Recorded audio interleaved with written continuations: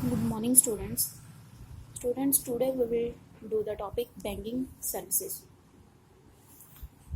So, bank provides a lot of services in trade, okay, and it varies to business and person to person. So, first in services, we will talk about the bank draft. Okay, what is bank draft? Bank draft is an order issued by a bank or any branch of the same bank to pay the specified amount to the person named in it. Bank draft ਕੀ ਹੁੰਦਾ ਹੈ ਕਿ ਜੋ ਇਹ banking services ਨੇ, bank draft ਹੈ ਇੱਕ ਤਰ੍ਹਾਂ ਦੀ ਇਹ ਮਨੀ ਟ੍ਰਾਂਜੈਕਸ਼ਨ ਹੈ, ਠੀਕ ਹੈ। ਮਨੀ ਦੀ ਟ੍ਰਾਂਜੈਕਸ਼ਨਸ ਕੀਤੀ ਜਾਂਦੀ ਹੈ, ਮਨੀ ਟ੍ਰਾਂਸਫਰ ਕੀਤੀ ਜਾਂਦੀ ਹੈ, ਇਟ ਮੀਨਸ, ਠੀਕ ਹੈ। ਹੁਣ ਬੈਂਕ ਡਰਾਫਟ ਕੀ ਹੁੰਦਾ ਹੈ ਕਿ ਕੋਈ ਪਰਸਨ ਹੈ, ਅਗਰ ਕੋਈ ਪਰਸਨ ਬੈਂਕ ਦੇ ਵਿੱਚ ਜਾਂਦਾ ਹੈ, ਠੀਕ ਹੈ, ਉਹ ਬੈਂਕ ਨੂੰ ਜਾ ਕੇ ਕਹਿ ਰਿਹਾ ਹੈ ਕਿ ਮੈਨੂੰ ਇੱਕ ਡਰਾਫਟ ਦੀ ਫੈਸਿਲਿਟੀ ਦਿੱਤੀ ਜਾਏ, ਠੀਕ ਹੈ। ਸੋ ਬੈਂਕ ਉਹਨੂੰ ਕੀ ਕਰਦਾ ਹੈ ਕਿ ਆਪਣੇ ਉਹਦਾ ਜੋ ਆਫਿਸਰ ਹੁੰਦਾ, ਬੈਂਕ ਹੈੱਡ ਹੁੰਦੇ ਨੇ, ਉਹਨਾਂ ਦੇ ਸਿਗਨੇਚਰ ਵਗੈਰਾ ਲੈ ਕੇ ਇੱਕ ਉਸ ਪਰਸਨ ਨੂੰ ਜਾਂ ਉਸ ਬਿਜ਼ਨਸਮੈਨ ਨੂੰ ਇੱਕ ਬੈਂਕ ਡਰਾਫਟ ਦੀ ਫੈਸਿਲਿਟੀ ਪ੍ਰੋਵਾਈਡ ਕਰਦੇ ਨੇ। ਹੁਣ ਇਹ ਬੈਂਕ ਡਰਾਫਟ ਦੀ ਫੈਸਿਲਿਟੀ ਕਿਉਂ ਲਈ ਜਾਂਦੀ ਹੈ? ਕਿਉਂਕਿ ਉਹ ਪਰਸਨ ਨੇ ਕਿਸੇ ਦੂਸਰੇ ਪਰਸਨਸ ਨੂੰ ਪੇਮੈਂਟ ਕਰਨੀ ਸੀ, ਠੀਕ ਹੈ, ਜਾਂ ਆਪਣੀ ਮਨੀ ਕਿਸੇ ਹੋਰ ਅਕਾਊਂਟ ਦੇ ਵਿੱਚ ਉਹਨਾਂ ਨੇ ਟ੍ਰਾਂਸਫਰ ਕਰਨੀ ਹੈ, ਕਿਸੇ ਹੋਰ ਬੈਂਕ ਦੀ ਬ੍ਰਾਂਚ ਦੇ ਵਿੱਚ ਟ੍ਰਾਂਸਫਰ ਕਰਨੀ ਹੈ, ਤਾਂ ਕੋਈ ਪਰਸਨ ਬੈਂਕ ਡਰਾਫਟ ਦੀ ਜਿਹੜੀ ਹੈ ਫੈਸਿਲਿਟੀ ਉਹ ਬੈਂਕ ਤੋਂ ਲੈਂਦਾ ਹੈ, ਠੀਕ ਹੈ। ਹੁਣ ਇਹਦੇ ਵਿੱਚ ਕੀ ਹੁੰਦਾ ਹੈ ਕਿ ਬੈਂਕ ਡਰਾਫਟ ਜਦੋਂ ਬਣਾਇਆ ਜਾਂਦਾ ਹੈ ਤਾਂ ਉਸ ਟਾਈਮ ਹੀ ਉਸ ਪਰਸਨ ਦੇ ਅਕਾਊਂਟ ਦੇ ਵਿੱਚੋਂ ਉਹਨੇ ਪੈਸੇ ਜੋ ਮਨੀ ਹੁੰਦੀ ਹੈ ਉਹ ਡੈਬਿਟ ਕਰ ਲਈ ਜਾਂਦੀ ਹੈ, ਠੀਕ ਹੈ। ਸਪੋਜ਼ ਕਰੋ ਕਿ ਕੋਈ ਪਰਸਨ ਹੈ, ਏ ਪਰਸਨ ਨੇ ਬੀ ਪਰਸਨ ਦੇ ਨਾਮ 'ਤੇ ਬੈਂਕ ਡਰਾਫਟ ਇਸ਼ੂ ਕਰਨਾ ਹੈ, ਠੀਕ ਹੈ, ਉਹਨੇ ਬਣਵਾਉਣਾ ਹੈ। ਏ ਪਰਸਨ ਬੈਂਕ ਦੇ ਵਿੱਚ ਜਾਂਦਾ ਹੈ, ਇੱਕ ਏ ਪਰਸਨ ਹੈ ਔਰ ਇੱਕ ਬੀ ਪਰਸਨ ਹੈ। ਏ ਪਰਸਨ ਬੈਂਕ ਦੇ ਵਿੱਚ ਗਿਆ ਔਰ ਉਹ ਕੀ ਕਹਿੰਦਾ, ਬੈਂਕ ਦੇ ਕੋਲੋਂ ਉਹ ਇੱਕ ਡਰਾਫਟ ਇਸ਼ੂ ਕਰਵਾਉਂਦਾ, ਠੀਕ ਹੈ, ਡਰਾਫਟ ਇਸ਼ੂ ਕਰਵਾਉਂਦਾ।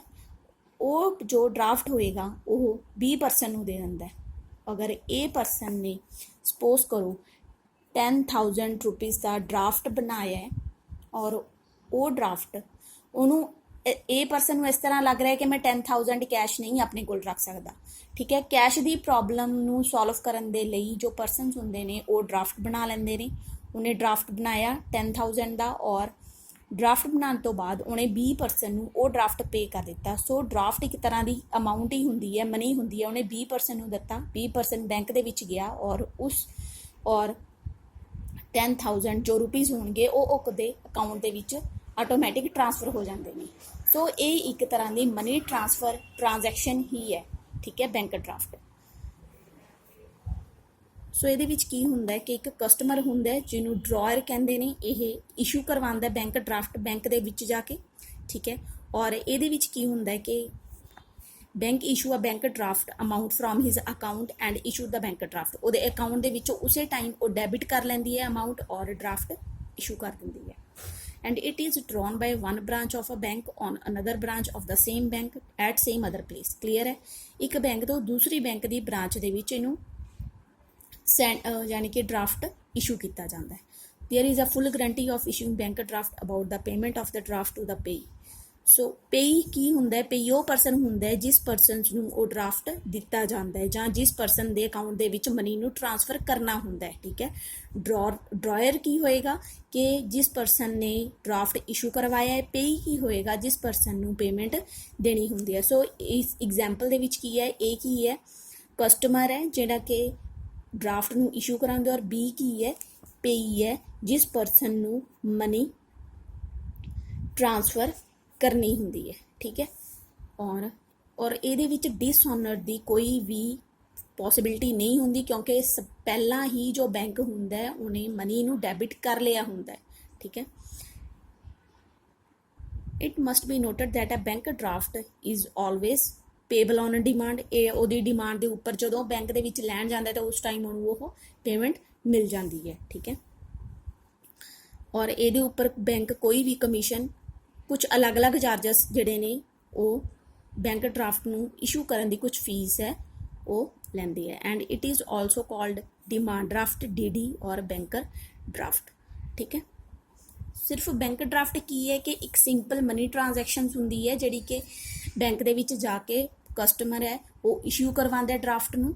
ਡਰਾਫਟ ਕਿਉਂ ਇਸ਼ੂ ਕਰਾਉਂਦਾ ਹੈ? ਕਿਉਂਕਿ ਕਈ ਵਾਰੀ ਕੀ ਹੁੰਦਾ ਹੈ ਕਿ ਮਨੀ ਨੂੰ ਕੈਸ਼ ਲੈ ਕੇ ਜਾਣ 'ਚ ਪ੍ਰੋਬਲਮ ਹੁੰਦੀ ਹੈ, ਮਨੀ ਨੂੰ ਅਸੀਂ ਕੈਸ਼ ਨਹੀਂ ਕਿਤੇ ਲੈ ਕੇ ਜਾ ਸਕਦੇ। ਅਗਰ ਲੈਕਸ ਦੇ ਵਿੱਚ ਜਾਂ ਕਰੋੜ ਦੇ ਵਿੱਚ ਮਨੀ ਨੂੰ ਈਜ਼ੀਲੀ ਵਨ ਪਲੇਸ ਤੋਂ ਅਨਦਰ ਪਲੇਸ ਅਸੀਂ ਨਹੀਂ ਕੈਰੀ ਕਰ ਸਕਦੇ, ਠੀਕ ਹੈ। ਕੈਰੀ ਕਰਨ ਦੀ ਪ੍ਰੋਬਲਮ ਨੂੰ ਸੋਲਵ ਕਰਨ ਦੇ ਲਈ ਹੀ ਉਹ ਬੈਂਕ ਦੇ ਵਿੱਚ ਜਾ ਕੇ ਡਰਾਫਟ ਨੂੰ ਇਸ਼ੂ ਕਰਵਾਉਂਦੇ ਹੈ ਔਰ ਈਜ਼ੀਲੀ ਜਿਹੜਾ ਹੈ ਦੂਸਰੀ ਸੇਮ ਬ੍ਰਾਂਚ ਦੇ ਵਿੱਚ ਜੋ ਮਨੀ ਹੈ ਉਹ ਈਜ਼ੀਲੀ ਟ੍ਰਾਂਸਫਰ ਹੋ ਜਾਂਦੀ ਹੈ on the behalf of the bank, ਠੀਕ। So bank cheque and RTGC and NEFT, it's not in your syllabus. Now we will do the bank overdraft. Bank overdraft ਵੀ ਇੱਕ ਤਰ੍ਹਾਂ ਦੀ ਮਨੀ ਟ੍ਰਾਂਜੈਕਸ਼ਨਸ ਹੀ ਹੈ। ਇਹਦੇ ਵਿੱਚ ਕੀ ਹੁੰਦਾ ਹੈ ਕਿ ਜੋ ਕਰੰਟ ਅਕਾਊਂਟ ਦੇ ਕਸਟਮਰਸ ਹੁੰਦੇ ਨੇ ਜਾਂ ਕਹਿ ਲਓ ਕਿ ਕੋਈ ਵੀ ਬਿਜ਼ਨਸਮੈਨ ਹੁੰਦਾ ਹੈ, ਉਹਨਾਂ ਨੂੰ ਇੱਕ ਕ੍ਰੈਡਿਟ ਲਿਮਿਟ ਦਿੱਤੀ ਹੁੰਦੀ ਹੈ, ਠੀਕ ਹੈ, ਕਿ ਇੰਨੀ ਅਮਾਊਂਟ ਆਪਣੇ ਕਰੰਟ ਅਕਾਊਂਟ ਦੇ ਵਿੱਚੋਂ ਉਹ ਵਿਦਡਰਾਅ ਕਰ ਸਕਦੇ ਨੇ। ਬਟ ਅਗਰ ਉਹਨਾਂ ਨੂੰ ਐਕਸੈਸ ਅਮਾਊਂਟ ਚਾਹੀਦੀ ਹੁੰਦੀ ਹੈ ਆਪਣੇ ਕਿਸੇ ਕਲਾਇੰਟ ਨੂੰ ਪੇ ਕਰਨ ਦੇ ਲਈ, ਤਾਂ ਬੈਂਕ ਉਹਨੂੰ ਓਵਰਡਰਾਫਟ ਦੀ ਫੈਸਿਲਿਟੀ ਦਿੰਦਾ ਹੈ, ਠੀਕ ਹੈ। It refer to a facility in which a customer is allowed to overdraw his current account up to an agreed limit. Bank gives a facility after taking security on personal guarantee. Bank ਕੋਈ ਵੀ security ਵੀ ਲੈ ਸਕਦਾ ਹੈ and this facility extended by the bank to its regular customer and it's a good financial status। ਉਹਦਾ financial status ਦੇਖ ਕੇ ਹੀ ਉਹਨੂੰ overdraft ਦੀ facility ਦਿੱਤੀ ਜਾਂਦੀ ਹੈ, ਠੀਕ ਹੈ। ਔਰ ਇੱਕ ਤਰ੍ਹਾਂ ਦਾ ਇੱਕ ਟੈਂਪਰੇਰੀ ਲੋਨ ਹੁੰਦਾ ਹੈ ਔਰ ਜੋ ਬੈਂਕ ਹੁੰਦੀ ਹੈ ਇਹਦੇ ਉੱਪਰ ਚਾਰਜਸ ਲੈਂਦੀ ਹੈ, ਠੀਕ।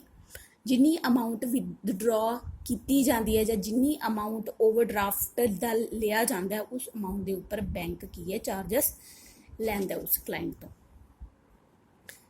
ਨੈਕਸਟ ਹੈ ਕੈਸ਼ ਕ੍ਰੈਡਿਟ। ਕੈਸ਼ ਕ੍ਰੈਡਿਟ ਇੱਕ ਤਰ੍ਹਾਂ ਦੀ it refer to a loan given to the borrower against his current assets like share, stocks and bonds. Credit ਇੱਕ ਤਰ੍ਹਾਂ ਦਾ ਇਹ ਲੋਨ ਹੁੰਦਾ ਹੈ, ਠੀਕ ਹੈ। ਇਹ credit limit is sections again the amount is creditor to his account the borrow money withdraw any amount within credit limit। ਉਹ ਜੋ ਇਹ ਵਾਲੀਆਂ ਕਰੰਟ ਐਸੈਟਸ ਹੁੰਦੀਆਂ ਨੇ, ਸ਼ੇਅਰਸ ਹੁੰਦੇ ਨੇ, ਸਟਾਕਸ ਹੁੰਦੇ ਆ, ਬੌਂਡਸ ਹੁੰਦੇ ਆ, ਠੀਕ ਹੈ। ਇਹਨਾਂ ਦੇ ਉੱਪਰ ਜੋ ਬੈਂਕ ਹੈ ਬੋਰਰ ਨੂੰ ਲੋਨ ਪ੍ਰੋਵਾਈਡ ਕਰਦਾ, ਠੀਕ ਹੈ, ਔਰ ਉਹ ਲੋਨ ਦੇ ਉੱਪਰ ਉਹ ਕੁਝ ਚਾਰਜਸ ਵੀ ਲੈਂਦਾ, ਠੀਕ ਹੈ। ਜਿੰਨੀ ਅਮਾਊਂਟ ਵਿਦਡਰਾਅ ਕੀਤੀ ਜਾਂਦੀ ਹੈ ਔਰ ਉਹ ਆਪਣੀ ਮਰਜ਼ੀ ਦੇ ਨਾਲ ਜਿੰਨੀ ਉਸਨੂੰ ਨੀਡ ਹੋਏਗੀ ਉਨੀ ਅਮਾਊਂਟ ਵਿਦਡਰਾਅ ਈਜ਼ੀਲੀ ਕਰਵਾ ਸਕਦਾ, ਕਿਉਂਕਿ ਐਕਚੁਅਲੀ ਜਿਹੜਾ ਉਹਦਾ ਲੋਨ ਹੈ ਉਹ ਸੈਂਕਸ਼ਨ ਹੋ ਚੁੱਕਿਆ ਹੁੰਦਾ, ਠੀਕ ਹੈ। ਔਰ ਇਹ ਵਰਕਿੰਗ ਕੈਪੀਟਲ ਨੀਡਸ ਔਰ day to day working capital ਦੇ ਲਈ ਇਹ ਬਹੁਤ ਹੈਲਪਫੁਲ ਹੁੰਦੀ ਹੈ, ਠੀਕ ਹੈ। ਔਰ ਕੁਝ ਇੰਟਰਸਟ ਹੈ ਜਿਹੜਾ ਉਹ ਬੈਂਕ ਚਾਰਜ ਕਰਦੀ ਹੈ। ਨੈਕਸਟ ਹੈ ਇਲੈਕਟ੍ਰੋਨਿਕ ਬੈਂਕਿੰਗ ਔਰ ਈ ਬੈਂਕਿੰਗ। ਸੋ ਈ ਬੈਂਕਿੰਗ ਕੀ ਹੁੰਦਾ ਹੈ ਕਿ ਇਲੈਕਟ੍ਰੋਨਿਕ ਬੈਂਕਿੰਗ ਸਿਸਟਮ ਆ ਚੁੱਕਿਆ ਹੈ। ਇਹ ਨਹੀਂ ਹੈ ਕਿ ਸਾਨੂੰ ਡੇ ਟੂ ਡੇ ਟ੍ਰਾਂਜੈਕਸ਼ਨਸ ਦੇ ਲਈ we will go to the bank, ਠੀਕ ਹੈ। ਸੋ ਇਹਦੇ ਨਾਲ ਕੀ ਹੁੰਦਾ ਹੈ ਕਿ ਕੁਝ ਫੋਨ ਦੇ ਉੱਪਰ ਆਈ ਮੋਬਾਈਲ ਫੈਸਿਲਿਟੀ, ਠੀਕ ਹੈ, ਕੁਝ ATM ਫੈਸਿਲਿਟੀ, ਸੋ ਕੁਝ ਕ੍ਰੈਡਿਟ ਕਾਰਡਸ, ਕੁਝ ਡੈਬਿਟ ਕਾਰਡਸ, ਇੱਦਾਂ ਦੀ ਕੁਝ ਈ ਬੈਂਕਿੰਗ ਜੋ ਨੇ ਫੈਸਿਲਿਟੀਜ਼ ਪ੍ਰੋਵਾਈਡ ਹੋ ਰਹੀਆਂ ਨੇ, ਠੀਕ ਹੈ। ਸੋ ਮਾਡਰਨ ਇਕੋਨਮੀ ਦੇ ਵਿੱਚ ਜਾਂ ਮਾਡਰਨ ਬਿਜ਼ਨਸ ਦੇ ਵਿੱਚ ਸਾਨੂੰ ਕੋਈ ਵੀ ਜਿਹੜੀ ਇੱਦਾਂ ਦੀ ਪ੍ਰੋਬਲਮ ਫੇਸ ਨਹੀਂ ਕਰਨੀ ਪੈਂਦੀ। Electronic banking is a services provided by many bank in which a customer is allowed to conduct banking transactions over the internet using the personal computer, mobile transactions or handheld computer, ਠੀਕ ਹੈ। ਔਰ ਇਹਦੇ ਵਿੱਚ ਕੀ ਆ ਜਾਂਦੀਆਂ ਨੇ electronic fund transfer, automatic ATM, POS, EDI, electronic data interchange and credit card. ਇਹ ਵਾਲੀਆਂ ਫੈਸਿਲਿਟੀਜ਼ ਜੋ ਹੈ ਬੈਂਕ ਹੈ ਸਾਨੂੰ ਔਨਲਾਈਨ ਟ੍ਰਾਂਜੈਕਸ਼ਨਸ ਈ ਬੈਂਕਿੰਗ ਦੇ ਫੰਕਸ਼ਨਸ ਟਾਈਪਸ ਦੇ ਵਿੱਚ ਸਾਨੂੰ ਮਿਲਦੀਆਂ ਨੇ।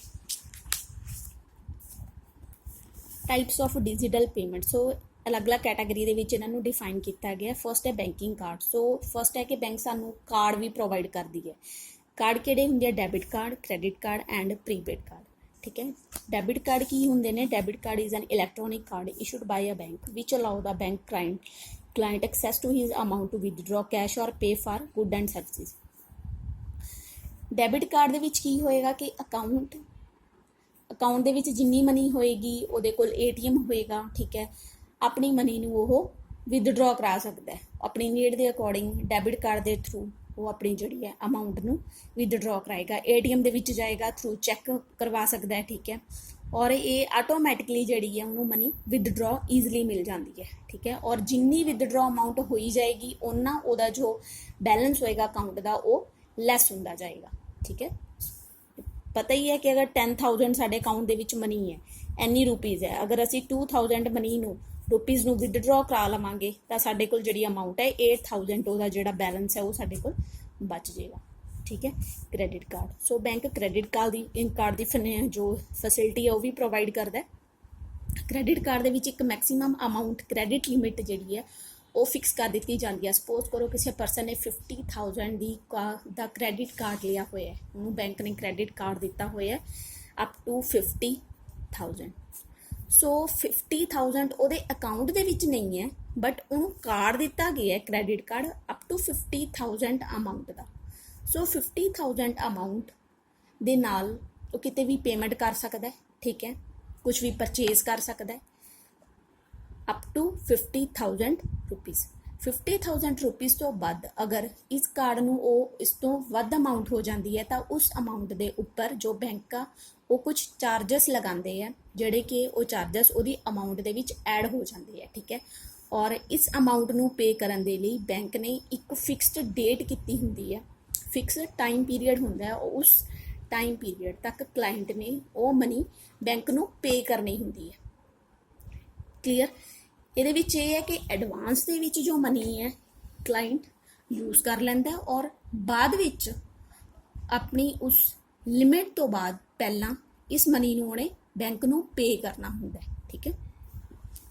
और एक क्रेडिट कार्ड जो इशू किया जाता है तो वो कुछ वो परसनल आइडेंटिफिकेशनस प्रॉपर जड़ियाँ ने वो जो आधार कार्ड हो गया, ठीक है, कुछ वो परसनल डिटेल्स क्लाइंट की ली जाती है, उस तो बाद ही उन्होंने क्रेडिट कार्ड की फैसिलिटी इशू की जाती है। ये नहीं है कि हरेक परसन को क्रेडिट कार्ड इशू कर देंगे, वो जो है बैंकिंग बैकग्राउंड देखते हैं, ठीक है, वो ट्रांजैक्शनस देखते हैं, वो अकॉर्डिंग उन्होंने जो है क्रेडिट कार्ड इशू किया जाता है। नैक्सट है prepaid card. So it is a type of payment instrument in which money is loaded in advance to make purchase. So ये भी एक पेमेंट ही करन दे लई ये कार्ड यूज़ किया जाता है जोड़ा कि कुछ भी परचेज करन लई असी यूज़ करते हैं, ठीक है। बट ये कार्ड की होंदा है कि this type of card may not be link to the bank account of the customer but a debit card issue a bank account. Prepaid card सिर्फ असी परचेजिंग दे लई बैंक दिंदा है, ठीक है, और किसी भी ये नहीं है कि यह बैंक अकाउंट के नाल ही रिलेटेड होएगा, बट जो डेबिट कार्ड होंदा बैंक अकाउंट के नाल रिलेटेड होंदा, क्योंकि अगर बैंक अकाउंट होएगा तुहाडा उस दे विच मनी होएगी फिर ही तुसीं मनी ATM दे विचों विदड्रॉ करा सकदे हो, ठीक है। नैक्सट है unstructured supplementary service data USSD। सो इहदा मेन परपस की होंदा है कि जो इलैक्ट्रॉनिक ट्रांजैक्शनस ने वो परसनस करन और this services can be use to initiate fund transfer और ये फंड ट्रांसफर करन दे लई यूज़ कीतियां जांदियां ने। ਇਹਦੇ ਨਾਲ ਕੀ ਹੋਏਗਾ कि फंड ईजिली ट्रांसफर हो जाएगा, ये नहीं है कि बार बार बैंक जाना पएगा, ठीक है। और जो एक प्रॉपर बैलेंस इंक्वायरी कोई लैनी होंदी है सानू वो ईजिली प्रोवाइड हो जाती है। असी ट्रांजैक्शनस नूं देख के सानू पता लग जाता है कि डैबिट होया ते की क्रेडिट होया, ठीक है। Next is Aadhaar enabled payment system. So ये नाल की होंदा है कि कुछ भी कैश विदड्रॉ कराना है, कोई बैलेंस इंक्वायरी करनी है, कैश डिपॉजिट्स पेमेंट ट्रांजैक्शनस करनी है, वो आधार के नाल असी ईजिली अपने फंड ट्रांसफर कर सकते हैं, ठीक है।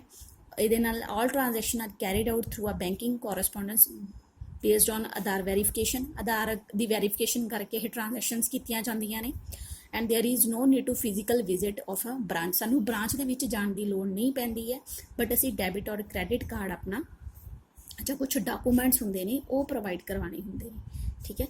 This services can be available only when Aadhaar number is registered with the bank और यह आधार नंबर साडा रजिस्टर्ड होना चाहिए bank they which. Next is unified payment interface that is UPI। So in this system ये की होंदा है कि the service allow a user a link more than one bank on a UPI app. एक UPI app होंदा है और एक तो ज़्यादा बैंक दे नाल ये लिंक होंदा है, 24 ਆਵਰਸ ਸਾਨੂੰ ਕੀ ਹੈ ਇਹਦੀ ਫੈਸਿਲਿਟੀ ਮਿਲਦੀ ਹੈ। ਈਜ਼ੀਲੀ ਅਸੀਂ ਆਪਣੀਆਂ ਟ੍ਰਾਂਜੈਕਸ਼ਨਸ ਕਰ ਲੈਂਦੇ ਹਾਂ, ਪੇਮੈਂਟ ਅੱਗੇ ਕਲੈਕਟ ਕਰਨੀ ਹੁੰਦੀ ਹੈ ਉਹ ਕਰ ਲੈਂਦੇ ਹਾਂ, ਅਗਰ ਪੇਮੈਂਟ ਟ੍ਰਾਂਸਫਰ ਕਰਨੀ ਹੁੰਦੀ ਹੈ ਉਹ ਈਜ਼ੀਲੀ ਅਸੀਂ ਕਰ ਲੈਂਦੇ ਹਾਂ, ਠੀਕ ਹੈ। ਬਟ ਇਹਦੇ ਲਈ ਸਾਨੂੰ ਕੀ ਚਾਹੀਦਾ, ਬੈਂਕ ਕੀ ਕਰੇਗੀ, ਸਾਡਾ ਮੋਬਾਈਲ ਨੰਬਰ ਰਜਿਸਟਰ ਹੋਣਾ ਚਾਹੀਦਾ, ਸਾਡੀਆਂ ਕੁਝ ਪਰਸਨਲ ਟ੍ਰਾਂਜੈਕਸ਼ਨ ਜਿਹੜੀਆਂ ਨੇ ਆਇਡੈਂਟੀਫਿਕੇਸ਼ਨਸ ਦੇ ਲਈ ਉਹਨਾਂ ਦੇ ਕੋਲ ਪੂਰੀ ਪਰਸਨਲ ਡਿਟੇਲ ਹੋਣੀ ਚਾਹੀਦੀ ਹੈ। ਮਾਈਕਰੋ ਏਟੀਐਮ, ਸੋ ਮਾਈਕਰੋ ਏਟੀਐਮ ਇੱਕ ਮਿਨੀ ਵਰਜ਼ਨ ਹੈ ਏਟੀਐਮ ਦਾ। ਇਹ ਵੀ ਕੀ ਹੁੰਦਾ ਕਿ ਇਹਦੇ ਵਿੱਚ ਸਾਡੀ ਫਿੰਗਰਪ੍ਰਿੰਟ ਸਕੈਨਰ, ਕੁਝ ਸਵਾਈਪ ਫੈਸਿਲਿਟੀ, ਉਸ ਤਰੀਕੇ ਦੇ ਨਾਲ ਕੀ ਹੁੰਦਾ ਕਿ ਅਸੀਂ ਈਜ਼ੀਲੀ ਕੋਈ ਮੋਬਾਈਲ ਲੋਕੇਸ਼ਨਸ ਦੇ ਨਾਲ ਆਪਣੀਆਂ ਜਿਹੜੀਆਂ ਟ੍ਰਾਂਜੈਕਸ਼ਨਸ ਨੇ ਉਹ ਕਰ ਸਕਦੇ ਹਾਂ, ਠੀਕ ਹੈ। ਥੀਸ ਮਸ਼ੀਨਸ ਆਰ ਹੈਂਡੀ, ਇਹ ਸਿਰਫ ਈਜ਼ੀਲੀ ਹੈਂਡੀ ਹੁੰਦੀਆਂ ਨੇ and not capable of keeping any cash. ਇਹਨਾਂ ਦੇ ਵਿੱਚ ਕੈਸ਼ ਨਹੀਂ ਹੁੰਦਾ, ਬਟ ਈਜ਼ੀਲੀ ਅਸੀਂ ਇਲੈਕਟ੍ਰੋਨਿਕ ਦੇ ਥਰੂ ਪੇਮੈਂਟਸ ਦੀਆਂ ਟ੍ਰਾਂਜੈਕਸ਼ਨ ਈਜ਼ੀਲੀ ਕਰ ਸਕਦੇ ਹਾਂ। ਮੋਬਾਈਲ ਵੈਲਟ, ਸੋ ਮੋਬਾਈਲ ਵੈਲਟ ਦੇ ਨਾਲ ਵੀ ਅਸੀਂ ਆਪਣੀਆਂ ਈਜ਼ੀਲੀ ਟ੍ਰਾਂਜੈਕਸ਼ਨਸ ਕਰਾਂਗੇ, ਮਨੀ ਟ੍ਰਾਂਸਫਰ ਕਰਾਂਗੇ, ਕਿਉਂਕਿ ਇਹ ਸਾਰੀਆਂ ਇਹ ਲਿੰਕ ਹੁੰਦੇ ਨੇ ਸਾਡੇ ਡੈਬਿਟ ਔਰ ਕ੍ਰੈਡਿਟ ਕਾਰਡ ਦੇ ਨਾਲ, ਠੀਕ ਹੈ। ਪੇਮੈਂਟਸ ਈਜ਼ੀਲੀ ਅਸੀਂ ਕਰ ਸਕਦੇ ਹਾਂ ਇਹਦੇ ਨਾਲ ਥਰੂ ਪੇਟੀਐਮ, ਮੋਬਾਈਲ, ਠੀਕ ਹੈ, ਵਿਕੀ ਐਂਡ ਫਰੈਂਚ ਜੋ ਫ੍ਰੀ ਚਾਰਜ ਜਿਹੜੀ ਫੈਸਿਲਿਟੀਜ਼ ਨੇ ਉਹ ਸਾਨੂੰ ਮਿਲਦੀਆਂ ਨੇ। ਔਰ ਇਹਦੇ ਵਿੱਚ ਦੇ offer services like sending and receiving money, making payments and merchants online purchasing, ਠੀਕ ਹੈ। Next is Bharat interface for money, BHIM। ਇਹ ਵੀ UPI ਔਰ VPA ਦੇ ਨਾਲ ਲਿੰਕ ਹੁੰਦਾ, ਔਰ ਬੈਂਕ ਅਕਾਊਂਟ ਇਹਦੇ ਵਿੱਚ ਇੱਕ ਸਾਨੂੰ ਐਪ ਮਿਲਦਾ ਜਿਹਦੇ ਥਰੂ ਅਸੀਂ ਆਪਣੀਆਂ mobile number, debit card, credit card link ਹੁੰਦਾ ਸਾਡਾ, ਔਰ ਅਸੀਂ ਈਜ਼ੀਲੀ ਜਿਹੜੀਆਂ ਨੇ ਉਹ ਟ੍ਰਾਂਜੈਕਸ਼ਨਸ ਕਰ ਸਕਦੇ ਹਾਂ। Point of sale, POS, so point of sale terminal such as physical POS, mobile POS and virtual POS। ਇਹ ਕਿੱਥੇ ਯੂਜ਼ ਹੁੰਦਾ ਹੈ, ਇਹ ਸ਼ਾਪਸ ਐਂਡ ਸਟੋਰ ਦੇ ਉੱਪਰ ਯੂਜ਼ ਹੁੰਦਾ ਹੈ। ਇੱਕ ਸਮਾਰਟਫੋਨ ਦੇ ਤਰ੍ਹਾਂ ਹੀ ਕੰਮ ਕਰਦਾ ਹੈ ਜਿਹਦੇ ਨਾਲ ਕਿ ਈਜ਼ੀਲੀ ਟ੍ਰਾਂਜੈਕਸ਼ਨਸ, ਠੀਕ ਹੈ, ਸਮਾਲ ਬਿਜ਼ਨਸ ਦੇ ਲਈ ਇਹ ਜ਼ਿਆਦਾ ਫੈਸਿਲਿਟੀ ਅੱਛੀ ਪ੍ਰੋਵਾਈਡ ਕਰਦਾ ਹੈ, ਠੀਕ ਹੈ।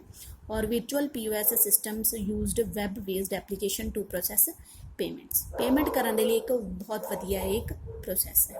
Internet banking, so internet banking ਕੀ ਹੈ, ਡੇਲੀ ਡੇ ਟੂ ਡੇ ਅਸੀਂ ਬੈਂਕ ਦੇ ਵਿੱਚ ਨਹੀਂ ਜਾ ਸਕਦੇ, ਸੋ ਇੰਟਰਨੈਟ ਬੈਂਕਿੰਗ ਦੇ ਥਰੂ ਈਜ਼ੀਲੀ ਹੋ ਜਾਂਦਾ ਹੈ ਸਾਨੂੰ ਟ੍ਰਾਂਜੈਕਸ਼ਨਸ ਕਰਨੀਆਂ, ਕੋਈ ਬਿੱਲ ਪੇਮੈਂਟ ਕਰਨੀ ਹੈ, ਕੋਈ ਫੀਸ ਪੇਮੈਂਟ ਕਰਨੀ ਹੈ, ਠੀਕ ਹੈ।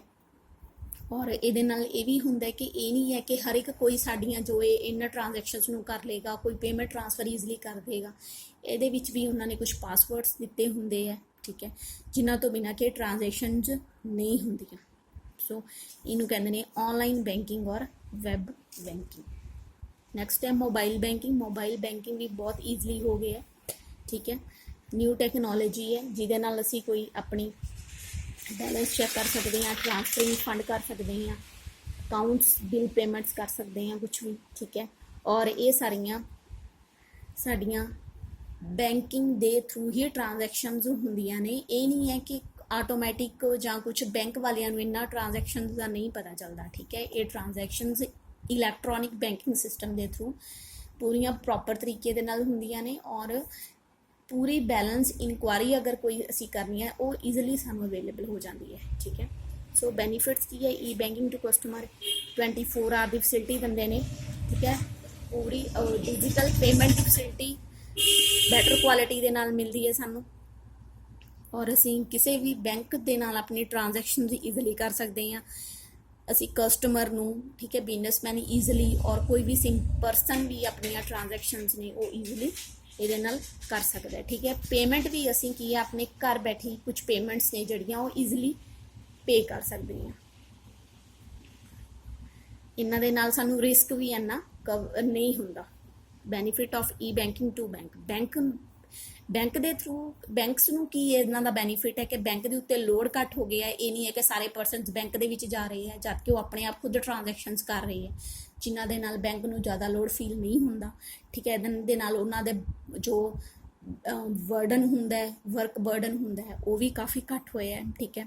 ਔਰ ਈਜ਼ੀਲੀ ਟ੍ਰਾਂਜੈਕਸ਼ਨਸ ਹੁੰਦੀਆਂ ਨੇ, ਔਰ ਇਹਦੇ ਨਾਲ ਜੋ ਏਰੀਆ ਉਹ ਵੀ ਕਾਫੀ ਐਕਸਪੈਂਡ ਹੋ ਰਿਹਾ ਹੈ ਇੰਟਰਨੈਟ ਬੈਂਕਿੰਗ ਦੇ ਨਾਲ। ਈਜ਼ੀਲੀ ਜਿਹੜੇ ਪੀਪਲ ਨੂੰ ਵੀ ਈਜ਼ੀਲੀ ਟ੍ਰਾਂਜੈਕਸ਼ਨਸ ਜਿਹੜੀਆਂ ਕਰਨੀਆਂ ਆ ਰਹੀਆਂ ਨੇ, ਜਿਹਦੇ ਨਾਲ ਜ਼ਿਆਦਾ ਬੈਂਕਸ ਨੂੰ ਵੀ ਕਾਫੀ ਇਹਨਾਂ ਦੇ फायदे मिल रहे हैं कि ई बैंकिंग इलैक्ट्रॉनिक बैंकिंग कस्टमर लिए भी और बैंक्स लिए भी काफ़ी हैल्पफुल है। क्लियर।